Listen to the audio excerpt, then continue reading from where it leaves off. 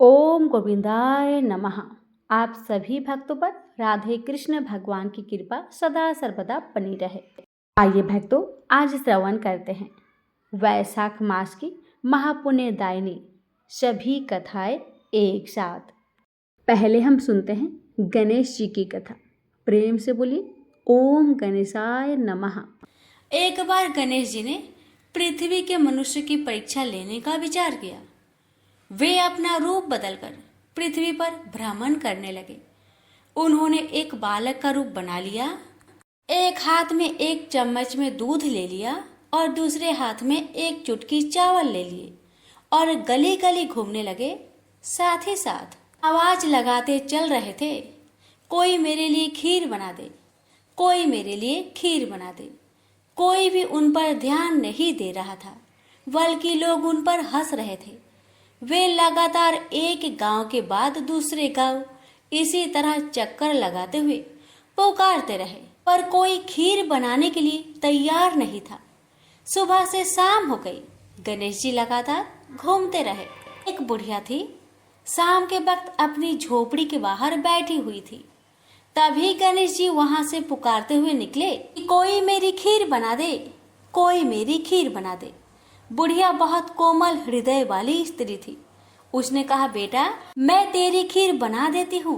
गणेश जी ने कहा, माई अपने घर में से दूध और चावल लेने के लिए बर्तन ले आओ। बुढ़िया एक कटोरी लेकर जब झोपड़ी के बाहर आई तो गणेश जी ने कहा, अपने घर का सबसे बड़ा बर्तन लेकर आओ। बुढ़िया को थोड़ी झुलझुलाहट हुई, पर उसने कहा, चलो बच्चे का मन रख लेती हूँ। और अंदर जाकर वह अपने घर का सबसे बड़ा पतीला लेकर बाहर आई। गणेश जी ने चम्मच से पतीले में दूध उड़ेलना शुरू किया। तब बुढ़िया के आश्चर्य की सीमा न रही। जब उसने देखा दूध से पूरा पतीला भर गया है, एक के बाद एक वह बर्तन झोपड़ी से बाहर लाती गई और उसमें गणेश जी दूध भरते चले गए। इस तरह से घर के सारे बर्तन दूध से लबालब भर गए। गणेश भगवान ने बुढ़िया से कहा, मैं स्नान करके आता हूँ, तब तक तुम खीर बना लो, मैं वापस आकर खाऊंगा। बुढ़िया ने पूछा, मैं इतनी सारी खीर का क्या करूंगी? इस पर गणपति जी बोले, सारे गांव को दावत दे दो। बुढ़िया ने बड़े प्यार से मन लगाकर खीर बनाई। खीर की भीनी भीनी मीठी मीठी खुशबू चारों दिशाओं में फैल गई। खीर बनाने के बाद वह हर घर में जाकर खीर खाने का न्योता देने लगी। लोग उस पर हंस रहे थे। बुढ़िया के घर में खाने को दाना नहीं और यह सारे गांव को खीर खाने की दावत दे रही है। लोगों को कौतूहल हुआ और खीर की खुशबू से लोग खींचे चले आए। लो, सारा गांव बुढ़िया के घर में इकट्ठा हो गया। जब बुढ़िया की बहू को दावत की बात मालूम हुई, तब वह सबसे पहले वहां पहुंच गई। उसने खीर से भरे पतीलों को जब देखा तो उसके मुंह में पानी आ गया। उसे बड़ी जोर से भूख लगी हुई थी। उसने एक कटोरी खीर निकाली और दरवाजे के पीछे बैठकर खाने को तैयार करने लगी। इसी बीच एक छींटा गिर गया और गणपति जी का भोग लग गया और वो प्रसन्न हो गए। अब पूरे गांव को खाने की दावत देकर बुढ़िया वापस अपने घर आई। उसने देखा बालक वापस आ गया था। बुढ़िया ने कहा, बेटा खीर तैयार है, भोग लगा लो। गणपति जी बोले, माँ भोग तो लग चुका है, मेरा पेट पूरी तरह से भर गया है, मैं तृप्त हूँ, अब तू खा, अपने परिवार और गांव वालों को खिला। बुढ़िया ने कहा, यह तो बहुत ज्यादा है, सबका पेट भर जाएगा, इसके बाद भी यह बच जाएगी। उस बची खीर का मैं क्या करूंगी? इस पर गणेश जी बोले, उस बची खीर को रात में अपने घर के चारों कोनों में रख देना। और बुढ़िया ने ऐसा ही किया। जब सारा गांव जी भरकर खा चुका, तभी ढेर सारी खीर बच गई। उसने उसके पत्रों को अपने घर के चारों तरफ रख दिया। वहां उठकर उसने क्या देखा? पतीले में खीर के स्थान पर हीरे, जवाहरात और मोती भर गए हैं। वह बहुत खुश हुई।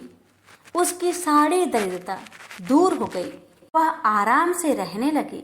उसने गणपति जी का एक भव्य मंदिर बनवाया और साथ में एक बड़ा सा तालाब भी खुदवाया। इस तरह उसका नाम दूर दूर तक प्रसिद्ध हो गया। उस जगह वार्षिक मेले लगने लगे। लोग गणेश जी की कृपा प्राप्त करने के लिए उस स्थान पर पूजा करने और मान्यताएं मानने के लिए आने लगे। गणेश जी सबकी मनोकामनाएं को पूरी करने लगे। प्रेम से बोलिए गणेश भगवान की जय। बहुत समय पहले की बात है। एक राज्य में एक दाम्पति रहते थे और वह वन में लकड़ी काटकर बीनकर लाते और उन्हें बेचकर अपनी आजीविका चलाते थे। वे बहुत गरीब थे। बैसाख का जब माह आया तो सभी को बैसाख स्नान करते देख लकड़हारे की पत्नी को भी बैसाख नहाने का मन हुआ और वो भी बैसाख नहाने चल दी। इस तरह वह प्रतिदिन ब्रह्म मुहूर्त में उठकर बैसाख स्नान करने लगी और विष्णु भगवान का पूजन करने लगी। उसका पति प्रतिदिन लकड़ी का गट्टर बनाकर लाता। तब उसकी पत्नी उस गट्टर में से एक लकड़ी प्रतिदिन रख लेती। जब पूरा माह खत्म हुआ तब पत्नी ने जितनी लकड़ियां जमा की थी उनका एक गट्टर बनाकर उन्हें बेचने निकल पड़ी और मन में विष्णु भगवान का मंत्र जापने लगी। ओम नमो भगवते वासुदेवाय। इस मंत्र को जापते हुए चल पड़ी। भगवान की कृपा से तभी उसकी सभी लकड़ियां चंदन की लकड़ियों में बदल गई। अब वह जहां जहां से जाती पूरा जगह चंदन की खुशबू से महक उठता। वह राजमहल के सामने से निकली जा रही थी तो राजा को चंदन की महक आई तो राजा ने अपने सैनिकों से पूछा, इतनी सुंदर चंदन का खुशबू कहाँ से आ रही है?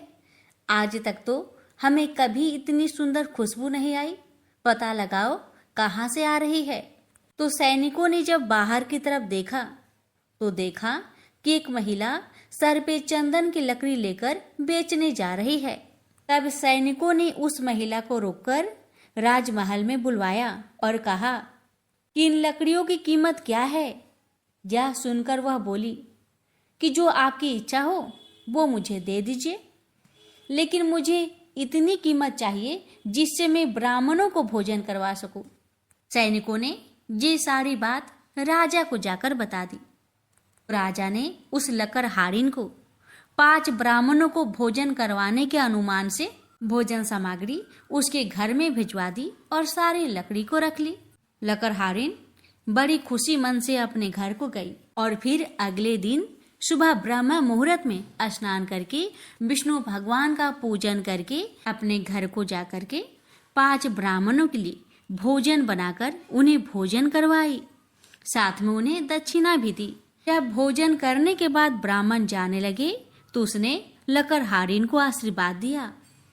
सभी के जाने के पश्चात विष्णु भगवान की कृपा से उसका घर महल में बदल गया।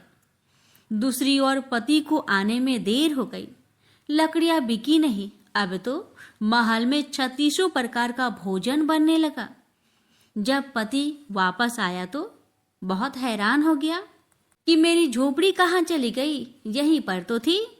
बेचारा दौड़ा दौड़ा आस पड़ोस के घर गया और पता किया कि उसका घर कहाँ है।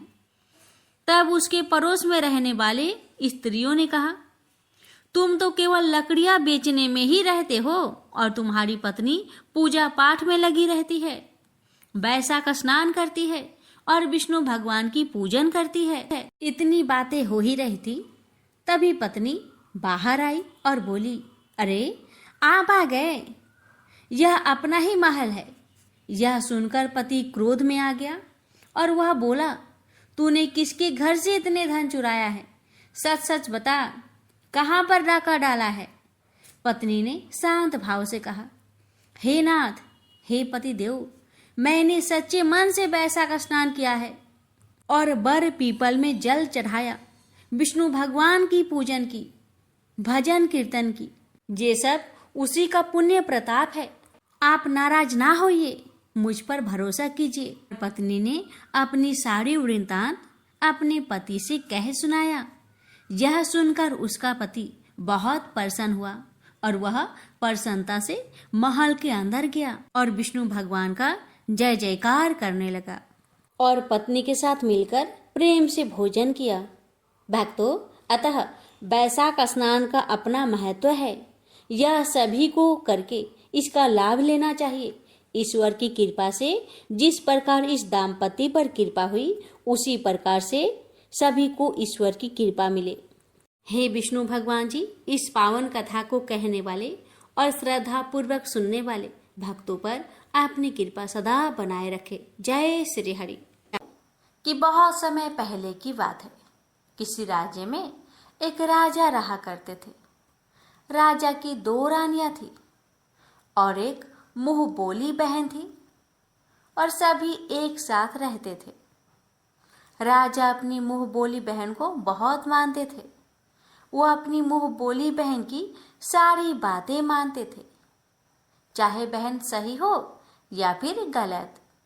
तो राजा की जो बड़ी रानी थी वो बहुत धार्मिक प्रवृत्ति की थी। वे ज्यादा से ज्यादा व्रत उपवास किया करती थी।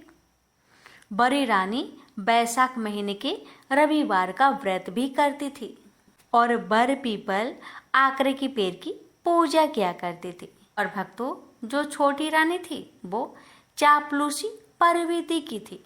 उसने राजा की मुंह बोली बहन को पटा रखी थी। छोटी रानी जानती थी कि राजा को अगर खुश रखना है तो उनकी मुंह बोली बहन को भी खुश रखना होगा। तो छोटी रानी वही कार्य करती थी जिससे उसकी ननद को खुशी मिले।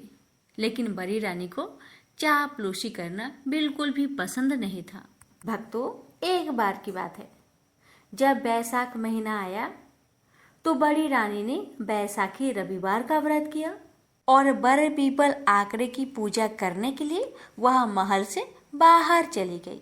पूरे दिन वे घर से बाहर रही तो इधर छोटी रानी को भी बड़ी रानी के खिलाफ शिकायत करने का मौका मिल गया। छोटी रानी ने कहा, देखो जीजी, बड़ी रानी पता नहीं क्या टोने टोटके करती है, पूरे दिन तो घर से बाहर रहती है, बर पीपल और आकरे की पूजा करती है। तब राजा की मुंह बोली बहन ने अपने भाई से कहा कि देखो भैया, बड़ी रानी पता नहीं क्या क्या टोने टोटके करती है, आप नगर के सभी बर पीपल और आकरे के पेड़ को कटवा दीजिए। भाभी पूरे समय महल से बाहर रहती है और बर पीपल और आकरे की पेड़ की पूजा करती रहती है, लोग देखेंगे तो क्या कहेंगे? और फिर हम तो राजकुल के वंशज हैं, हमें धन दौलत की क्या कमी है? तब राजा ने अपने सिपाहियों से बोलकर सारे बर पीपल और आकड़े के पेड़ कटवा दिए। बड़ी रानी ने सुना तो उन्हें बहुत दुख हुआ, लेकिन छोटी रानी और ननद को बहुत खुशी हुई। इस तरह बैसाख महीने का दूसरा रविवार आया तो बड़ी रानी ने बैसाखी रविवार का व्रत किया और वह बर पीपल तथा आकरे की पेड़ की पूजा करने की सोचने लगी।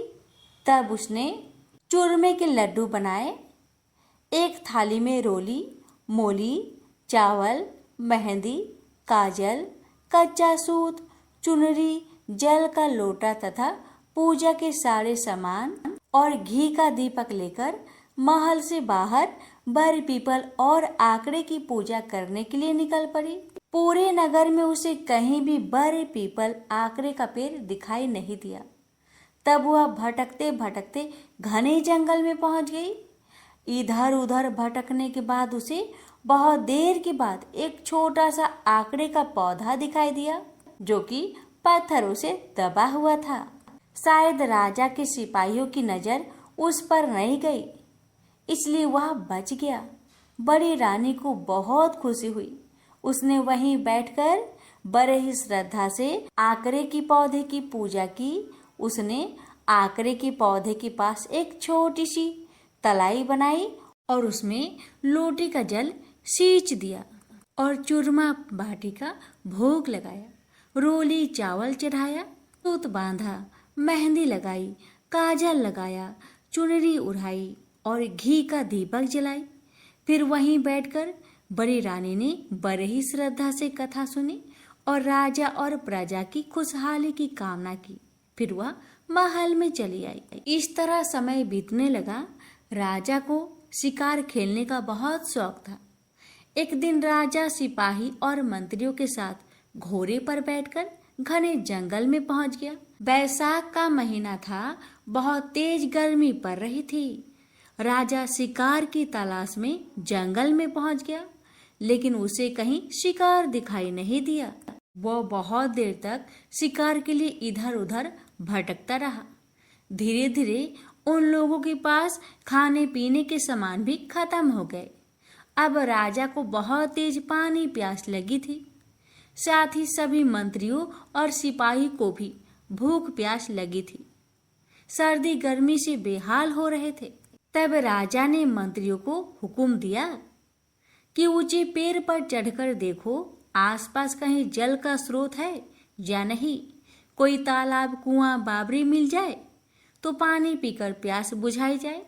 तो मंत्री ने पेड़ पर चढ़कर देखा तो उसे कुछ दूरी पर पंछी उड़ते हुए दिखाई दिए। तो उसने कहा, महाराज, यहाँ से कुछ दूर पर पंछी उड़ रहे हैं, शायद वहाँ हमें कुछ मिल सकता है, हमें वहीं चलना चाहिए। तब राजा ने सिपाही और मंत्रियों के साथ दूसरे स्थान पर पहुंचा। वहां उन्होंने देखा कि बहुत बड़ी तलाई थी, जिसमें पानी भरा हुआ था और एक आकड़े का पेड़ था। रानी ने वहां पर छोटी सी तलाई बनाई थी। आज पानी से ज्यादा वही तलाई आज बहुत बड़े तालाब में बदल चुका था। राजा ने सबके साथ पानी पिया, प्यास बुझाई और घोड़े को भी पानी पिलाया। तभी राजा ने देखा कि आकड़े के पत्ते पर चूरमा बाटी रखा हुआ है। यह देखकर राजा और सभी सिपाही बहुत खुश हुए।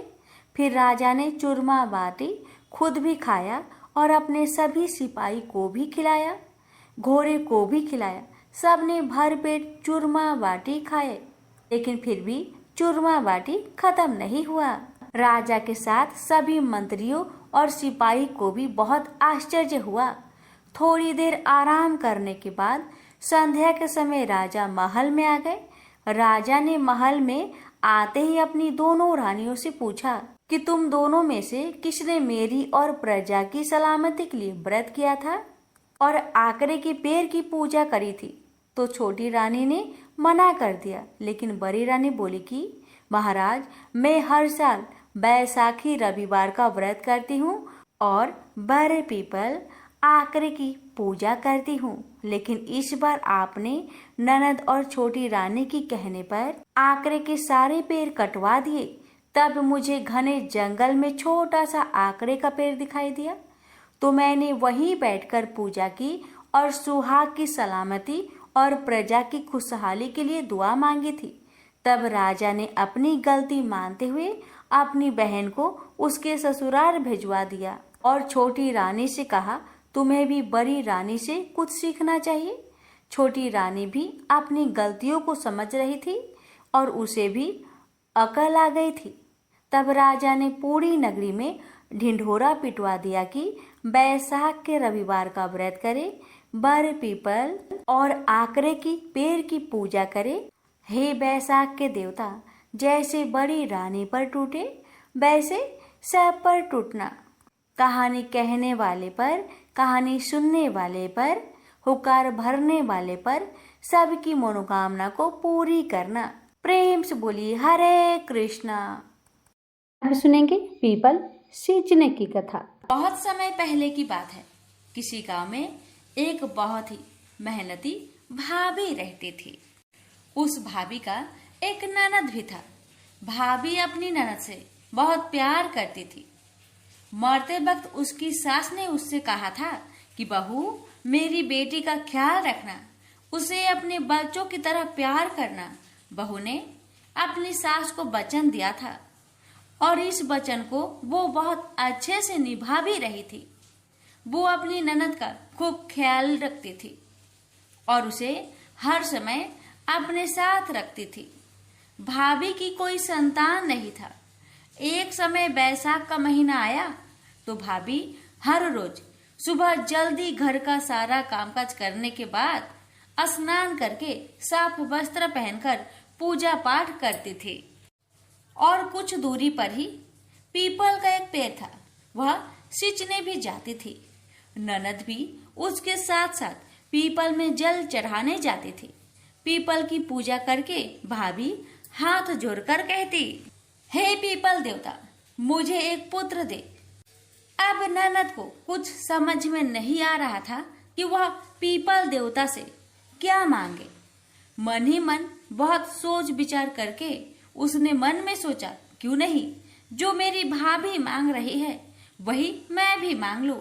अब क्या था, ननद ने हाथ जोड़कर पीपल देव से प्रार्थना करी, हे पीपल देवता, जो भाभी मांग रही है मुझे भी वही दे।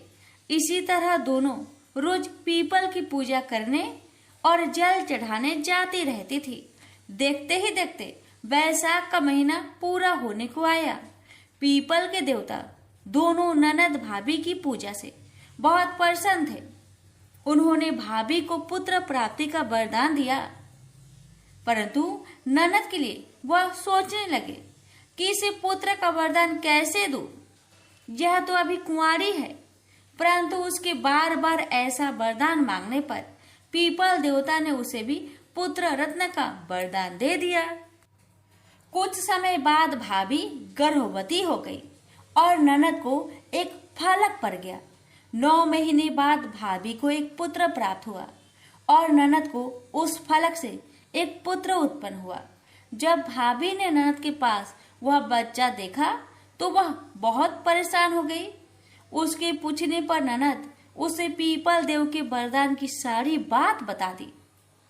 भाभी को अब कुछ समझ नहीं आ रहा था कि वह क्या करे, क्योंकि अगर किसी को भी यह बात पता चल गई तो सारे गांव में उसकी बहुत बदनामी होगी।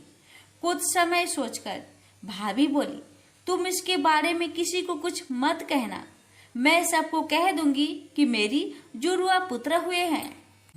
उसने यह बात अपने पति को भी नहीं बताई। एक दिन भाभी कुएं से पानी लेने जाने लगी तो ननद को बोली, बच्चों का ख्याल रखना, मैं पानी लेकर आती हूँ। ननद बच्चों को सुला रही थी, तभी उसका बच्चा जोर जोर से रोने लगा। उसने उसे गोद में उठाकर चुप कराती हुई बोली, बिना बाप के कंधे वाले बोल, तू कहाँ से आया? यह बात वो बार बार कहती जा रही थी। उसी समय उसका भाई वहां आ गया और उसने सारी बात सुन ली। जब उसकी पत्नी पानी लेकर वापस आई तो वो उससे पूछने लगा कि बहन ऐसा क्यों कह रही थी। पहले तो वो उसे टालने लगी, लेकिन फिर वह नाराज हो गया और बोला, देखो, मुझे सारी बात सच सच बताओ, मुझसे कुछ भी ना छुपाना। तब भाभी ने सारी बात अपने पति को बता दी। यह सुनकर भाई बहुत परेशान हो गया और कहने लगा, यह तुम क्या कह रही हो? अब हम क्या करेंगे? इस बात से मेरी बहन की बहुत बदनामी होगी, उससे कौन शादी करेगा? ऐसा कहकर उदास मन से वो उस बच्चे को लेकर पीपल देव के पास गया और बोला, हे पीपल देव, ये आपने क्या किया? मेरी बहन तो नादान थी, लेकिन आप तो सब जानते थे, फिर आपने ऐसा वरदान क्यों दिया? अब यह बच्चा आप ही संभालिए। ऐसा कहकर भाई ने उस बच्चे को पीपल के चबूतरे पर रख दिया। तभी पीपल का पेड़ के 2 हिस्से में बदल गया और वह बच्चा पीपल के पेड़ में समा गया। इसी के साथ पीपल के चबूतरे पर दरार पड़ गई। धीरे धीरे समय बीतता गया। एक बार भाई भाभी ने अपने घर में हवन करवाना चाहा, तभी गांव वालों को बुलवाया। पंडित ने हवन करना शुरू किया, लेकिन हवन की अग्नि जल ही नहीं रही थी। खूब घी डाला गया, खूब प्रयास किया गया, परंतु हवन में अग्नि प्रज्वलित नहीं हुई। सभी लोग चिंतित हो गए। तब कुछ बड़े बुजुर्ग बोले, कहीं ऐसा तो नहीं कि कहीं तुम किसी महान व्यक्ति बहन भतीजे को भूल रहे हो?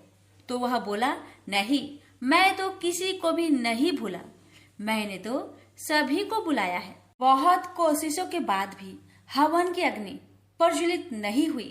तभी पास ही के आश्रम में से एक सभी वेदों के ज्ञाता संत महात्मा को बुलवाया गया और उन्हें सारी बात बताई गई। तब उन्होंने अपनी आंखें बंद करे और बोले, तुमने अपने भांजे को नहीं बुलाया, इसलिए हवन की अग्नि प्रज्वलित नहीं हो रही है।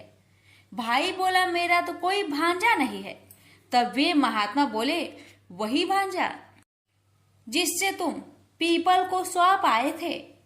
तब भाई ने सारी बात गांव वालों को बता दी। तो गांव वाले बोले, इससे तुम क्यों शर्मिंदा होते हो, ये तो पीपल देव का आशीर्वाद है। तभी सब गांव वाले ढोल नगाड़े और बाजे के साथ पीपल के पेड़ के पास गए और प्रार्थना करने लगे। तभी पीपल का पेड़ फिर से 2 हिस्सों में बट गया और पीपल के पेड़ से वह बच्चा बाहर आ गया। सभी गाजे बाजे के साथ बच्चे को लेकर वापस घर आए और हवन शुरू किया। इस बार हवन की अग्नि प्रज्वलित हो गई और उस आग की लौ खूब ऊंची गई। इसके बाद से यह मान्यता हो गई कि पूरे बैसाख पीपल को सींचने से निसंतान को संतान मिले, निर्धन को धन, कुंवारों को अच्छा वर और बुजुर्गों को बैकुंठ का वास मिले। प्रेम से बोलिए पीपल देवता की जय, लक्ष्मी नारायण की जय। एक बुढ़िया थी, उसने अपनी बहू से कहा, तू दूध दही बेच के आ। वह बेचने गई तो रास्ते में औरतें पीपल पथवारी सींच रही थी। उसको सींचता देखकर बहू ने पूछा कि तुम यह क्या कर रही हो। औरतें बोली कि हम पीपल पथवारी सींच रहे हैं, इससे अन्न और धन होता है, 12 वर्ष का बिछुड़ा हुआ पति मिल जाता है। बहू बोली, ऐसी बात है तो तुम पानी से सींचती हो, तो मैं दूध से सींचूंगी। गुजरी बहू रोजाना दूध दही बेचने नहीं जाती। वह रोजाना दूध को पीपल में और दही पथवारी में सींचती। सास दूध दही का दाम मांगती तो कह देती, महीना पूरा हो जाने पर लाकर दे दूंगी। बैसाख का महीना पूरा हो गया। पूर्णिमा के दिन बहू पीपल पथवारी के पास जाकर बैठ गई। पथवारी ने पूछा, तू मेरे पास क्यों बैठ गई? बहू बोली कि सासू दूध दही का दाम मांगेगी। पीपल पथवारी बोली कि मेरे पास क्या दाम रखा है, ये भरा टिंडा पान पतुरा, इसको ले जा। बहू ने वो ही ले जाकर कोठरी में रख दिया और डर के मारे कपड़ा ओढ़कर सो गई। सासू बोली, पैसे ले आई? बहू बोली, कोठरी में रखे हैं। सासू ने कोठरी खोलकर देखी तो देखा हीरा मोती जगमगा रहे हैं। सासू बोली, बहू इतना धन कहाँ से लाई?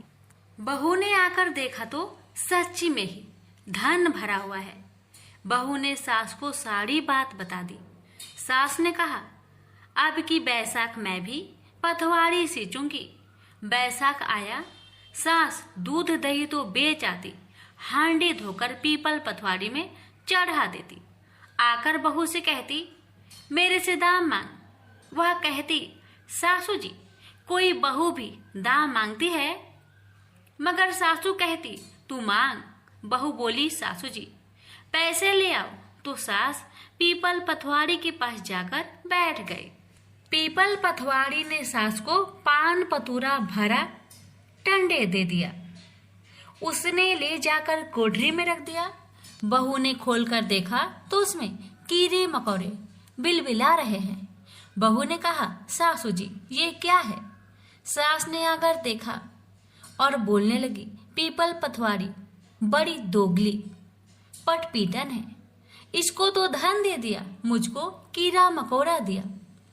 तब सब कोई बोलने लगे कि बहू तो सत की भूखी सींची थी, तू तो धन की भूखी।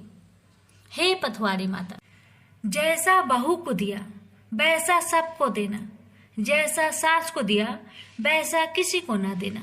प्रेम से बोलिए पीपल पथवारी माता की जय। एक बूढ़ा ब्राह्मण था। वह रोज पीपल को जल से सींचता था। पीपल में से रोज एक लड़की निकलती और कहती, पिताजी मैं आपके साथ जाऊंगी। यह सुनते सुनते बूढ़ा दिन ब दिन कमजोर होने लगा।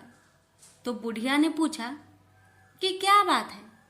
बूढ़ा बोला कि पीपल में से एक लड़की निकलती है और कहती है कि वह भी मेरे साथ चलेगी। बुढ़िया बोली कि कल ले आना। उस लड़की को जहाँ 6 लड़कियां पहले से ही है, हमारे घर में है, वह 7वीं लड़की और सही। अगले दिन बूढ़ा उस लड़की को घर ले आया। घर लाने के बाद बूढ़ा ब्राह्मण आटा मांगने गया तो उसे पहले दोनों की अपेक्षा आज ज्यादा आटा मिला था। जब बुढ़िया वह आटा छानने लगी तो लड़की ने कहा कि लाओ माँ, मैं छान देती हूँ। जब वह आटा छानने बैठी तो पारात भर गई। उसके बाद माँ खाना बनाने जाने लगी तो लड़की बोली कि आज रसोई मैं जाऊंगी। तो बुढ़िया बोली कि ना, तेरे हाथ जल जाएंगे। लेकिन लड़की नहीं मानी और वह रसोई में खाना बनाने गई तो उसने तरह तरह के 3600 व्यंजन बना डाले और आज सभी ने भरपेट खाना खाया। इससे पहले वह आधा पेट भूखा ही रहते थे। रात हुई तो बुढ़िया का भाई आया और कहने लगा कि दीदी, मैं तो खाना खाऊंगा। बुढ़िया परेशान हो गई कि अब खाना कहाँ से लाएंगे। लड़की ने पूछा कि क्या बात है माँ। उसने कहा कि तेरे मामा आया है और रोटी खाएगा, लेकिन रोटी तो सबने खा ली है, अब उसके लिए कहाँ से लाऊंगी। लड़की बोली कि तू चिंता मत कर, मैं बना दूंगी। और वह रसोई में गई और मामा के लिए 3600 व्यंजन बना दिए। मामा ने भरपेट खाना खाया और कहा भी कि ऐसा खाना इससे पहले उसने कभी नहीं खाया है। बुढ़िया ने कहा कि भाई, तेरी पावनी भांजी उसी ने बनाया है। शाम हुई तो लड़की बोली कि माँ, चौका लगा के चौके का दिया जला देना, कोठे में मैं सोऊंगी। बुढ़िया बोली कि ना बेटी, तू डर जाएगी। लेकिन वह बोली कि ना, मैं ना डरूंगी, मैं अंदर कोठे में ही सोऊंगी। वह कोठे में ही जाकर सो गई।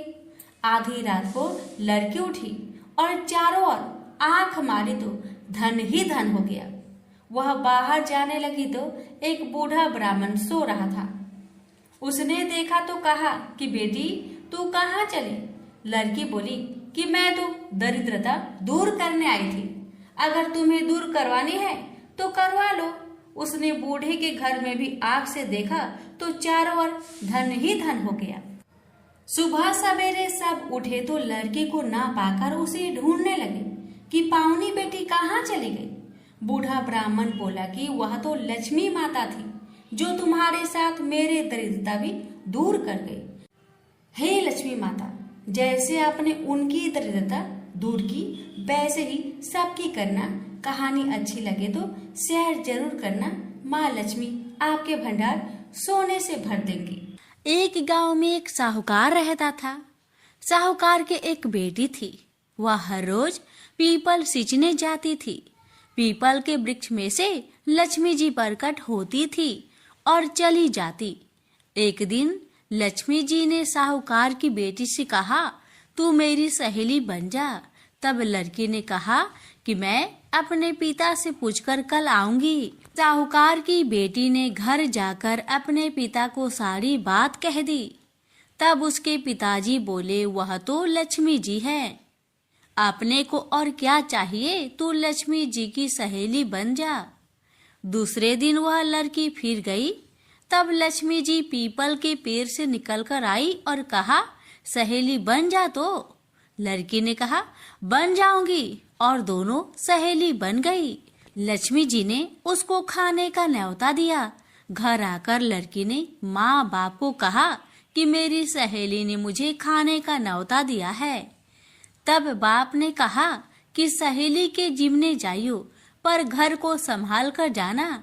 तब वह लक्ष्मी जी के यहाँ जिमने गई तो लक्ष्मी जी ने उसे साल दुसाला ओढ़ने के लिए दिया, रुपए दिए, सोने की चौकी, सोने की थाली में 36 प्रकार का भोजन करा दिया। जिम कर जब वह जाने लगी तो लक्ष्मी जी ने पल्ला पकड़ लिया और कहा कि मैं भी तेरे घर जिमने आऊंगी। तो उसने कहा, आ जाइयो। वह घर आकर चुपचाप बैठ गई।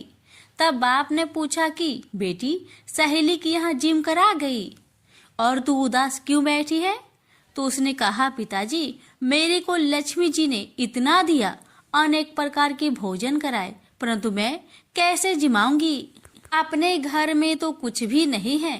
तब उसके पिता ने कहा कि गोबर मिट्टी से चौका लगाकर घर की सफाई कर ले। 4 मुख वाला दिया जलाकर लक्ष्मी जी का नाम लेकर रसोई में बैठ जाना। लड़की सफाई करके लड्डू लेकर बैठ गई। उसी समय एक रानी नहा रही थी। उसका नौलखा हार चील उठाकर ले गई और उसके घर वह नौलखा हार डाल गई और उसका लड्डू ले गई। बाद में वह हार को तोड़कर बाजार में गई और सामान लाने लगी तो सुनार ने पूछा कि क्या चाहिए। तब उसने कहा कि सोने की चौकी, सोने का थाल, साल दुसाला दे, मोहर दे और सामग्री दे। 36 प्रकार का भोजन हो जाए इतना सामान दे। सारी चीजें लेकर बहुत तैयारी करी और रसोई बनाई। तब गणेश जी से कहा कि लक्ष्मी जी को बुलाओ। आगे आगे गणेश जी और पीछे पीछे लक्ष्मी जी आई।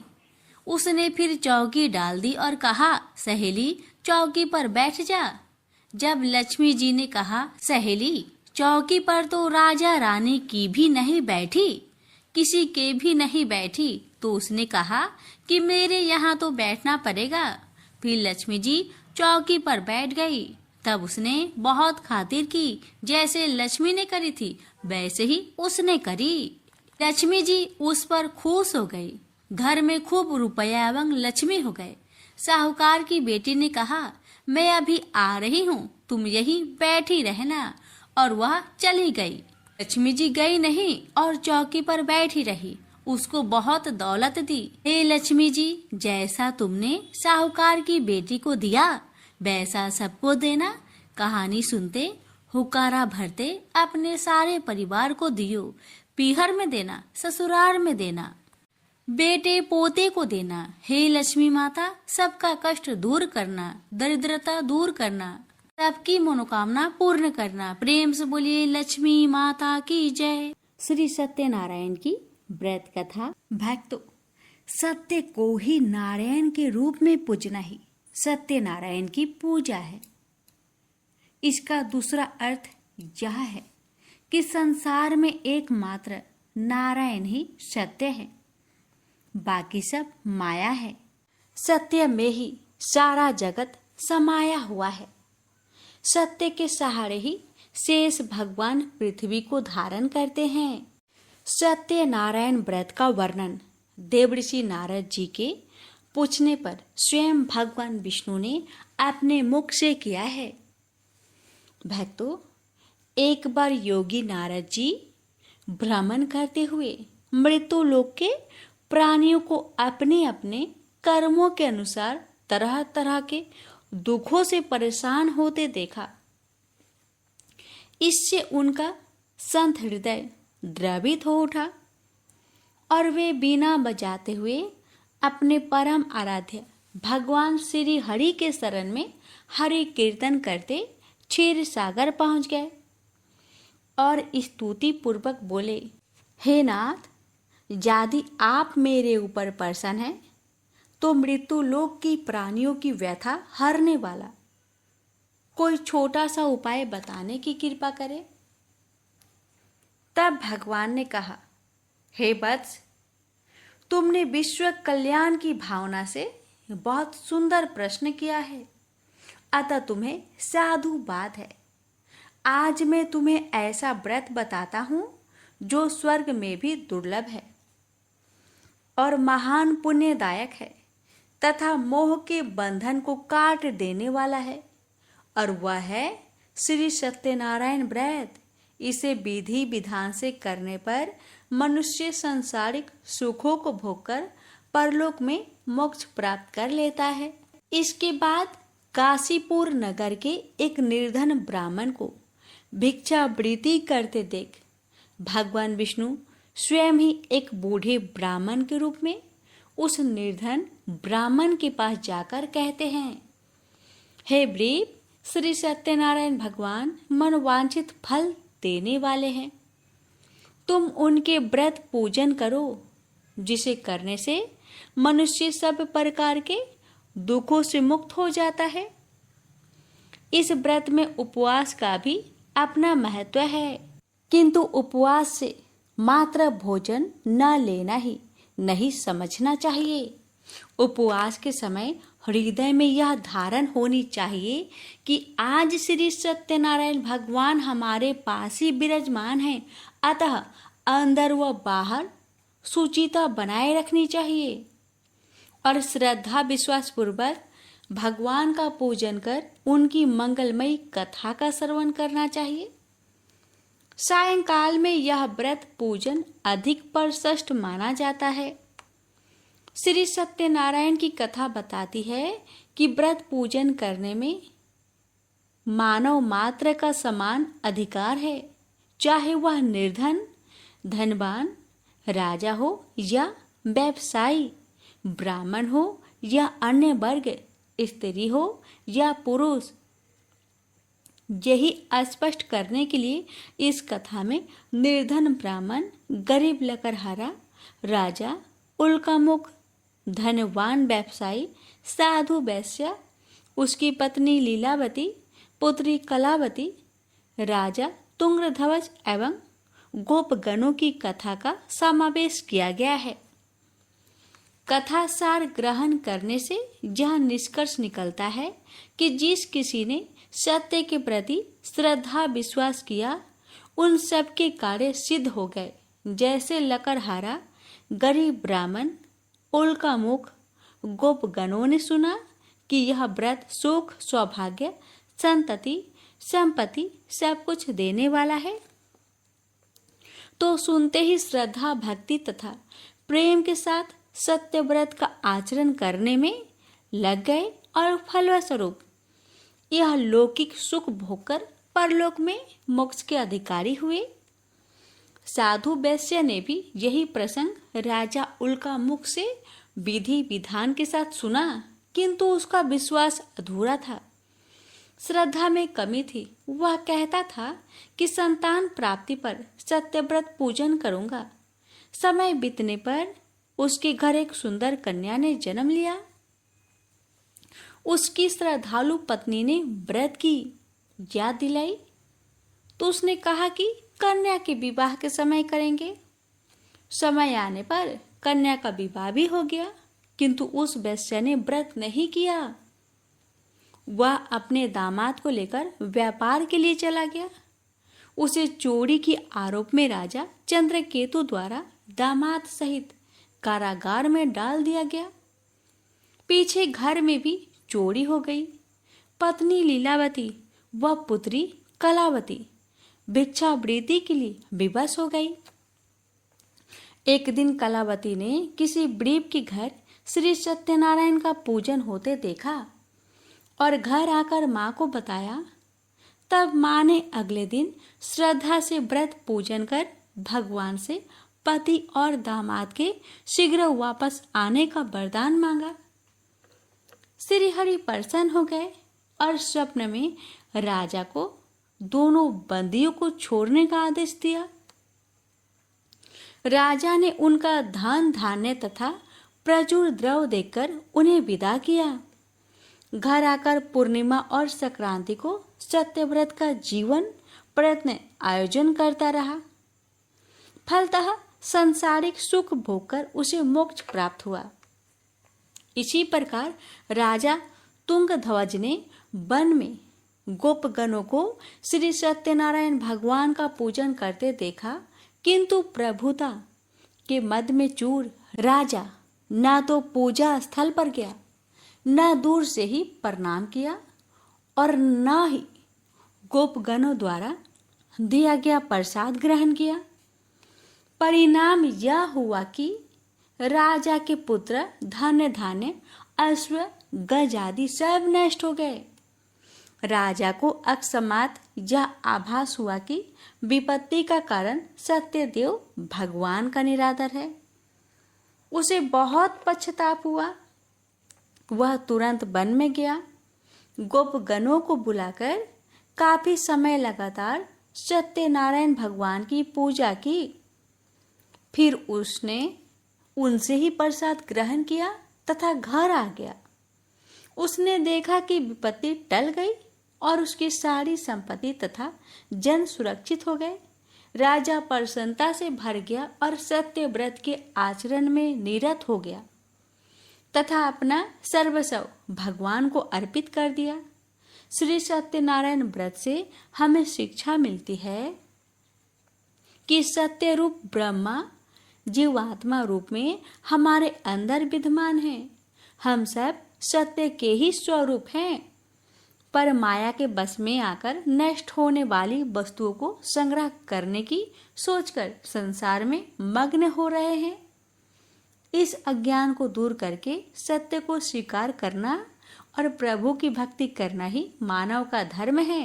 यही सत्यनारायण व्रत और कथा का सार है। तो प्रेम से बोलिए श्री सत्यनारायण भगवान की जय। भक्तों, आइए अब श्रवण करते हैं श्री सत्यनारायण भगवान की आरती। जय लक्ष्मी रमना स्वामी, जय लक्ष्मी रमना। सत्यनारायण स्वामी जनपातके हरना। जय लक्ष्मी रमना स्वामी, जय लक्ष्मी रमना। स्वामी जय लक्ष्मी रमना। सत्यनारायण स्वामी जनपातक हरना। जय लक्ष्मी रमना। रत्न जड़ित सिंहासन अद्भुत छवि राजे। नारद करत निराजन घंटा बन बाजे। जय लक्ष्मी रमना स्वामी, जय लक्ष्मी रमना। परकट भय कली कारण दीज को दर्श दियो। बूढ़ो ब्राह्मण बनकर कंचन महल कियो। जय लक्ष्मी रमना प्रभु, जय लक्ष्मी रमना। दुर्बल भील कठारो जिन पर कृपाकारी। चंद्रचूर एक राजा तिनके विपत्ति हारी। जय लक्ष्मी रमना प्रभु, जय लक्ष्मी रमना। वैश्य मनोरथ पायो श्रद्धा तज दिन है। सो फल भोगियो प्रभु जी फिर स्तुति किन्हे। जय लक्ष्मी रमना प्रभु, जय लक्ष्मी रमना। भाव भक्ति के कारण छिन छिन रूप धरियो। श्रद्धा धारण किन्हे तिनको काज सरो। जय लक्ष्मी रमना प्रभु, जय लक्ष्मी रमना। गवाल बाल संग राजा वन में भक्तिकारी। मन वांछित फल दिन हो दीन दयालु हरि। जय लक्ष्मी रमना प्रभु, जय लक्ष्मी रमना। चढ़त प्रसाद सवायो कदली फल मेवा। धूप दीपे तुलसी से राजी सत्य देवा।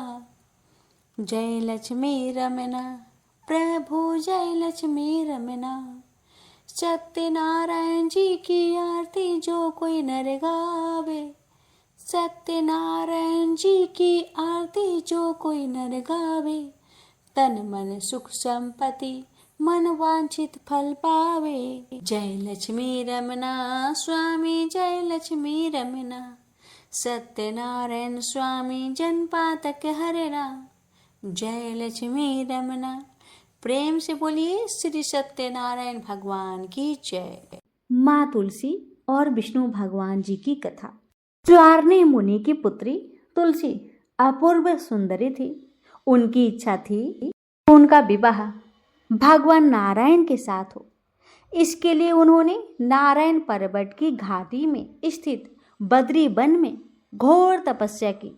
दीर्घ काल तक तपस्या के उपरांत ब्रह्मा जी ने प्रसन्न होकर दर्शन दिया और उन्हें वर मांगने को कहा। तुलसी ने कहा, सृष्टिकर्ता ब्रह्मदेव, आप अंतर्यामी हैं, सबकी मन की बात तो आप जानते ही हैं। फिर भी मैं अपनी इच्छा आपको बताती हूँ। मैं चाहती हूँ कि भगवान श्री नारायण मुझे पति के रूप में मिले। ब्रह्मा जी ने कहा, तुम्हारा अभीष्ट तुम्हें अवश्य मिलेगा। अपने पूर्व जन्म में किसी अपराध के कारण तुम्हें श्राप मिला है। इसी प्रकार भगवान श्री नारायण के एक पार्षद को भी दानव कुल में जन्म लेने का श्राप मिला है। दानव कुल में जन्म के बाद भी उसमें नारायण का अंश विद्यमान रहेगा। इसलिए इस जन्म में पूर्व जन्म के पाप के शमन के लिए संपूर्ण नारायण तो नहीं, नारायण के अंश से युक्त दानव कुल में जन्मे उस श्रापग्रस्त पार्षद से तुम्हारा विवाह होगा। श्राप मुक्त होने पर भगवान श्री नारायण सदा सर्वदा के लिए तुम्हारे पति हो जाएंगे। तुलसी जी ने ब्रह्मा जी के इस वर को स्वीकार किया, क्योंकि मानव कुल में जन्म लेने के कारण उसे मायावी भोग तो भोगना ही था। तुलसी बद्री वन में ही रहने लगी। नारायण का वह पार्षद दानव कुल में शंखचूर के नाम से पैदा हुआ था। कुछ दिनों के बाद वह भ्रमण करता हुआ बद्री वन में आया, जहां तुलसी को देखते ही वह उस पर मुग्ध हो गया। तुलसी के सामने उसने अपने साथ विवाह का प्रस्ताव रखा। इतने में ही वहां ब्रह्मा जी आ गए और तुलसी जी से कहा, तुलसी, शंखचूर को देखो, कैसा देवोपम इसका स्वरूप है।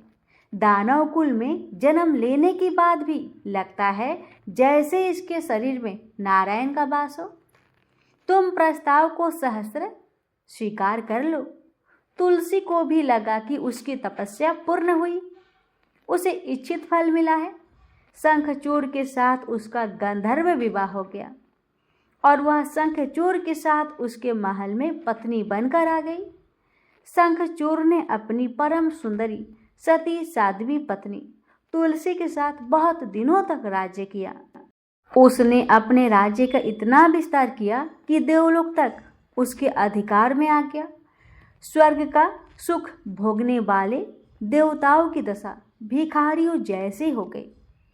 शंखचूर किसी को कष्ट नहीं देता था, पर अधिकार और राज्य छीन जाने से सारे देवता मिलकर ब्रह्मा, विष्णु और शिव जी की सभा में गए तथा अपनी विपत्ति सुनाई। ब्रह्मा जी ने कहा, तुलसी परम साध्वी है, उसका विवाह शंखचूर से मैंने ही कराया है। शंखचूर को तब तक नहीं हराया या मारा जा सकता जब तक तुलसी को न छला जाए। विष्णु जी ने कहा, शंखचूर पूर्व जन्म में मेरा पार्षद था। श्राप के कारण उसे दैत्य कुल में जन्म लेना पड़ा। इस जन्म में भी मेरा अंश उसमें व्याप्त है। साथ ही तुलसी के पतिव्रत धर्म से वह अजय है। फिर देवताओं की सहमति से भगवान शिव ने शंखचूर के पास संदेश भेजा, या तो वह देवताओं का राज्य लौटा दे या फिर उनसे युद्ध करे। शंखचूर शंकर के पास पहुंचा। उसने कहा, देवाधिदेव, आपके लिए देवताओं का पक्ष लेना उचित नहीं है। राज्य बढ़ाना हर राजा का कर्तव्य है। मैं किसी को दुखी नहीं कर रहा हूँ। देवताओं से कहिए वे मेरी प्रजा होकर रहे। मैंने आपका भी कोई अपकार नहीं किया। हमारा आपका युद्ध शोभा नहीं देता। अगर आप हार गए तो बड़ी लज्जा की बात होगी। मैं हार गया तो आपकी कीर्ति बहुत अधिक नहीं बढ़ेगी। भगवान शंकर हंसे। वे तो सब रहस्य समझते ही थे। तुलसी और शंखचूर के पूर्व जन्म के श्राप की अवधि लगभग पूरी हो चुकी है। बोले, इसमें कीर्ति और लज्जा की बात नहीं। तुम देवों का राज्य लौटाकर उन्हें उनके पद पर प्रतिष्ठित होने दो। युद्ध से बचने का यही एक उपाय है। शंखचूर ने कहा, मैंने युद्ध के बल से देवलोक जीता है। कोई उसे युद्ध के द्वारा ही वापस ले सकता है। यह मेरा अंतिम उत्तर है और मैं यहाँ से जा रहा हूँ। ऐसा कहकर शंखचूर चला गया।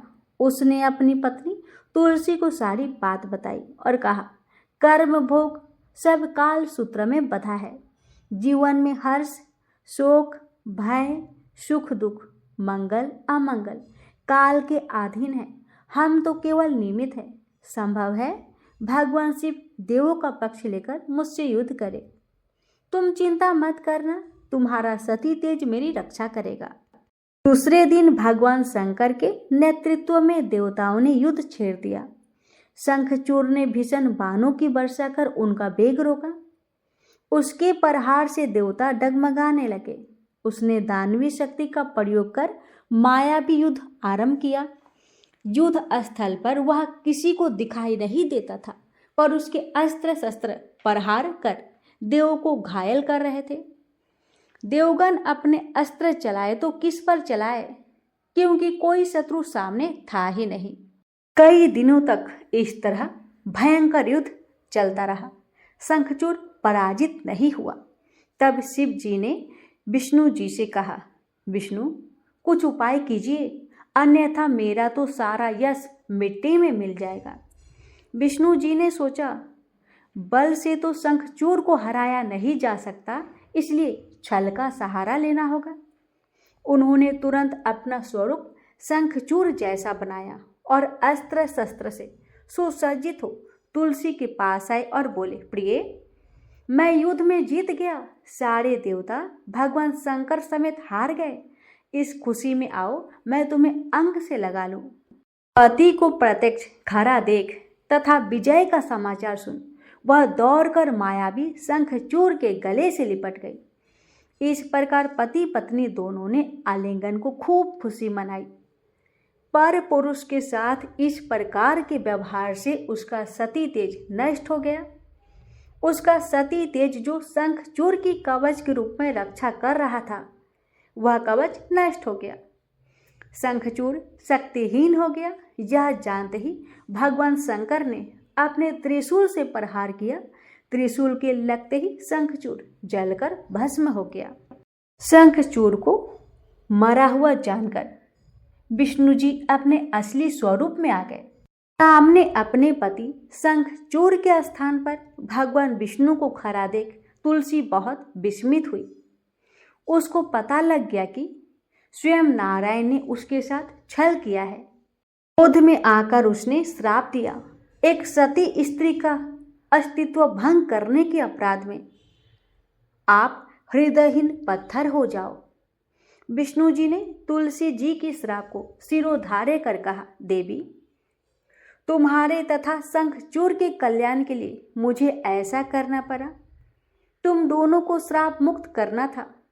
तुम भी अब शरीर त्याग कर तुलसी बिरवा के रूप में जन्म लोगी और मेरी पूजा तुलसी दल से होगी। मैं साल ग्राम पत्थर बनूंगा।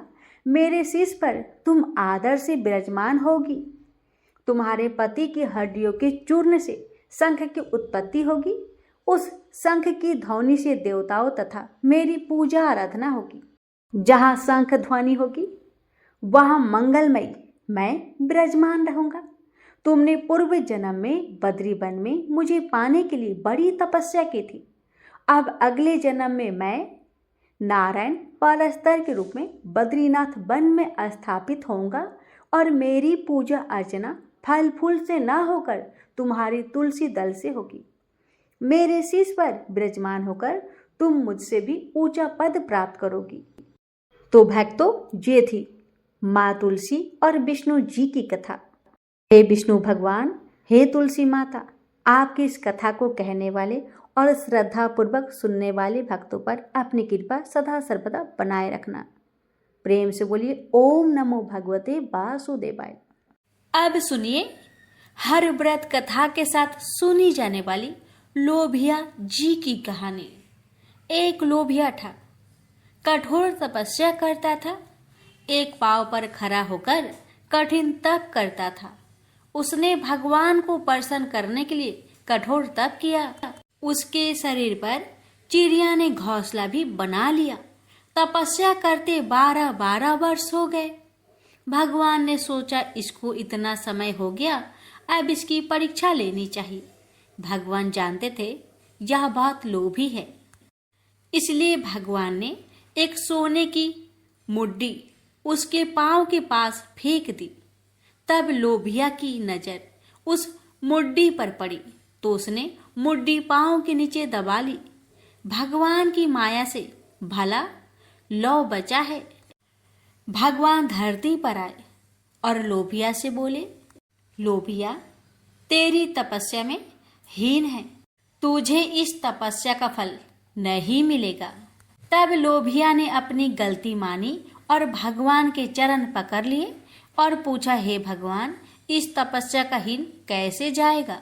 तब भगवान जी को उस पर दया आ गई और उन्होंने कहा, यदि रोटी बनाकर आखिरी रोटी कुत्ते की नहीं बनाई तो फल तुझे मिलेगा, जिमाकर दक्षिणा नहीं दी तो फल तुझे मिलेगा, सब कहानी कथा सुनकर तेरी कहानी नहीं सुनी तो फल तुझे मिलेगा। तभी से सभी व्रत की कहानी सुनने के बाद लोभिया जी की कहानी सुनी जाती है। प्रेम से बोलिए हरे कृष्णा।